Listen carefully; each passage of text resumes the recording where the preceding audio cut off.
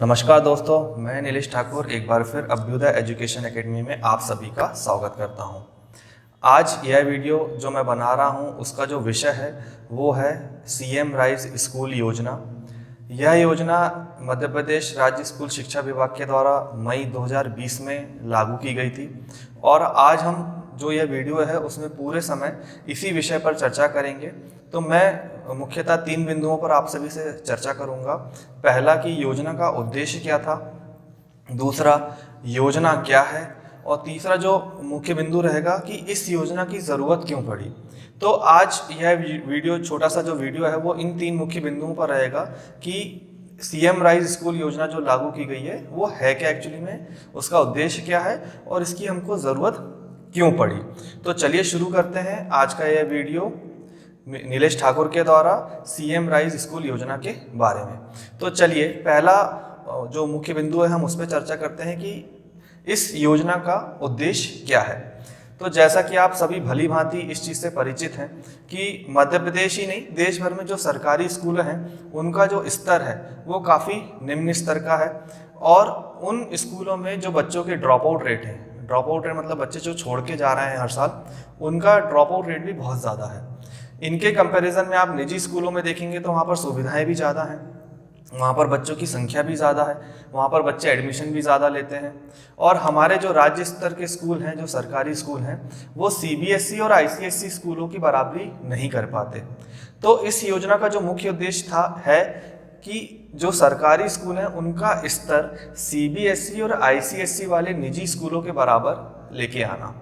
देखिए, सुविधाएं तो सरकार सरकारी स्कूलों में भी दे रही हैं, लेकिन उस स्तर की सुविधाएं बच्चों को प्राप्त नहीं हो रही हैं या बच्चे उन सुविधाओं का लाभ नहीं ले पा रहे हैं। ये एक बहुत बड़ा कारण था कि इस योजना को लागू करने का। अभी भी हम आप सभी जानते हैं कि जो ब्लॉक लेवल के हैं, संकुल लेवल के जो स्कूल हैं या गांवों में जो स्कूल हैं, उन स्कूलों में जो बच्चों का स्तर है वो अभी भी शहर के स्तर के जो स्कूल हैं, निजी स्कूल हैं, सीबीएसई स्कूल हैं, आईसीएसई स्कूल हैं, उनके बराबर नहीं है।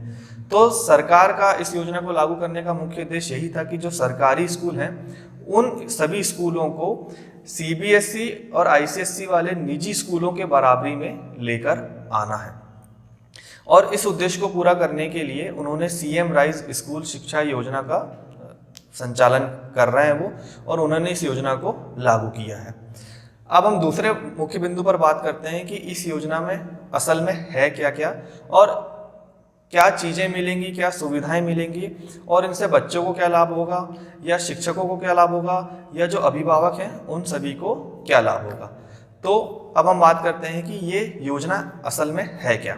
तो इस योजना के तहत 2 मुख्य चरण है इस योजना में। पहले चरण में 3 से 5 किलोमीटर या 3 से 10 किलोमीटर के मध्य में जो छोटे छोटे स्कूल हैं, जैसा कि आप सभी जानते हैं कि हर गांव में स्कूल हैं, छोटे छोटे स्कूल हैं, तो उन सभी स्कूलों को मर्ज कर एक बड़ा स्कूल तैयार करने की योजना है, जिसमें 3 से 10 किलोमीटर के दायरे में जो स्कूल हैं, छोटे छोटे स्कूल हैं या जो गांव के स्कूल हैं, उनको मर्ज करके एक जगह लेके आना है और जो छोटे छोटे गांव के बच्चे हैं उनको उन्हीं स्कूलों में पढ़ाना। ये पहला चरण है। दूसरे चरण में इसको बढ़ाया जाएगा।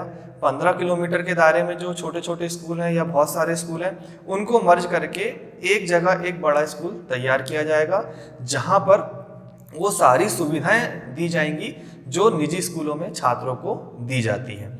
अब इसे किन किन भागों में बांटा गया है मैं उसके बारे में आप सभी के साथ चर्चा करता हूं। तो जैसा कि शिक्षा विभाग के जो लोग हैं या हमारे जो छात्र हैं जो तैयारी कर रहे हैं उनके लिए बहुत अच्छी जानकारी है कि जो संकुल के नीचे जो लेवल रहेगा उन स्कूलों में जो सुविधाएं दी जाएंगी वो कैसी सुविधाएं रहेंगी, जैसे स्मार्ट क्लास की सुविधा, आईटी लैब की सुविधा, जो स्मार्ट ट्यूटोरियल की सुविधा, ये सारी सुविधाएं संकुल नीचे के विद्यालयों में दी जाएंगी।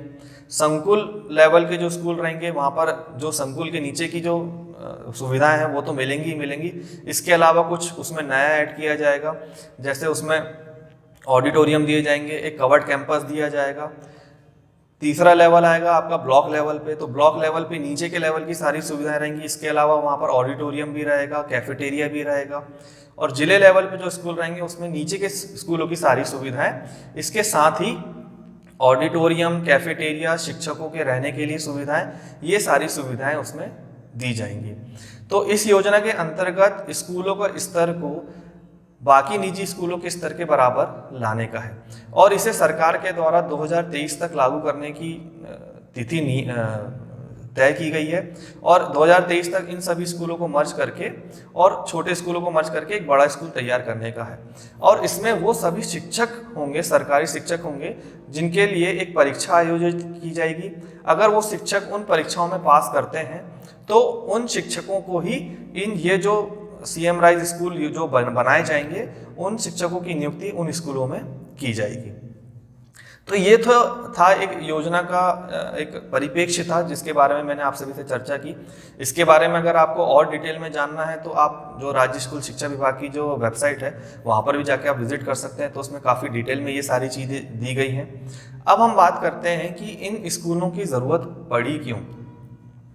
क्यों पड़ी कि CM राइज स्कूल योजना लागू करने की ज़रूरत क्यों पड़ी, जबकि गांव-गांव में स्कूल हैं, शिक्षक वहां पर नियुक्त हैं। तो जैसा कि मैंने इस वीडियो की शुरुआत में भी आप सभी के साथ डिस्कस किया था कि अभी जो स्तर है स्कूलों का वो बिल्कुल निम्न स्तर पर है।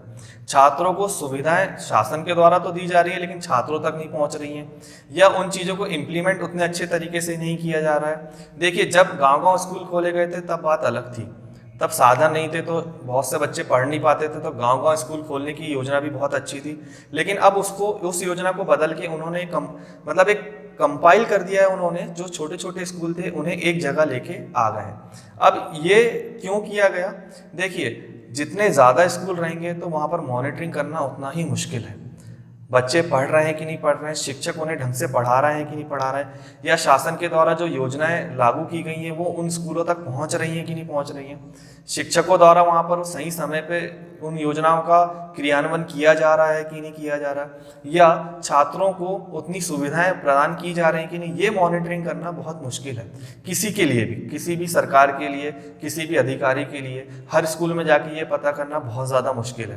तो इसके द्वारा एक सेंट्रलाइज सिस्टम तैयार किया जा रहा है कि अगर ये छोटे छोटे स्कूलों को हटाकर हम एक बड़ा स्कूल बनाते हैं जहां पर वो सारी सुविधाएं मिले जो निजी स्कूलों में दी जा रही हैं। तो अगर ऐसे हम 50 स्कूलों को कम करके एक स्कूल बनाएंगे तो उसकी मॉनिटरिंग करना बहुत आसान होगा, वहाँ पर सुविधाएं देना बहुत आसान होगा, वहाँ पर कैंपस तैयार करके अच्छे शिक्षकों की नियुक्त करके। और रही बात छात्रों की कि छात्र कैसे आएंगे, तो शासन के द्वारा इसमें परिवहन की सुविधा का भी उद्देश्य है कि अगर छात्र थोड़े 3-4 किलोमीटर या 10 किलोमीटर के दायरे से आ रहे हैं, तो जैसा आपको पता है कि प्राइवेट स्कूलों या निजी स्कूलों में बसें चलती हैं, वैसे ही सरकार के द्वारा भी बसों को चलाने का इसमें प्रावधान है, ताकि छात्रों को उन CM राइज स्कूल तक आने में किसी प्रकार की कोई परेशानी ना हो। तो इससे फायदा क्या होगा कि जो छोटे छोटे स्कूल को मिलाकर जो बड़ा स्कूल बनेगा तो वहाँ पर जो सुविधाएं दी जा रही हैं उसकी मॉनिटरिंग करना बहुत आसान होगा। तो ये एक बहुत अच्छी योजना है शासन के द्वारा जो लागू की जा रही है। इससे निश्चित ही शिक्षकों को भी फायदा होगा, अभिभावकों को भी फायदा होगा, और सबसे ज़्यादा फायदा उन छात्रों को होगा जो निजी स्कूल में प्रवेश नहीं ले पाते क्योंकि उनकी फ़ीस ज़्यादा होती है, या वो वहाँ तक पहुँच नहीं पाते, या उन सुविधाओं का वो उपयोग नहीं कर पाते। तो ये एक छोटा सा मेरा वीडियो था CM राइज स्कूल योजना के बारे में। इसके लिए मैं और डिटेल में अधिक वीडियो मैं आगे बनाऊंगा, तो इस वीडियो को लाइक और सब्सक्राइब करना ना भूलें, शेयर करना ना भूलें। बहुत बहुत धन्यवाद।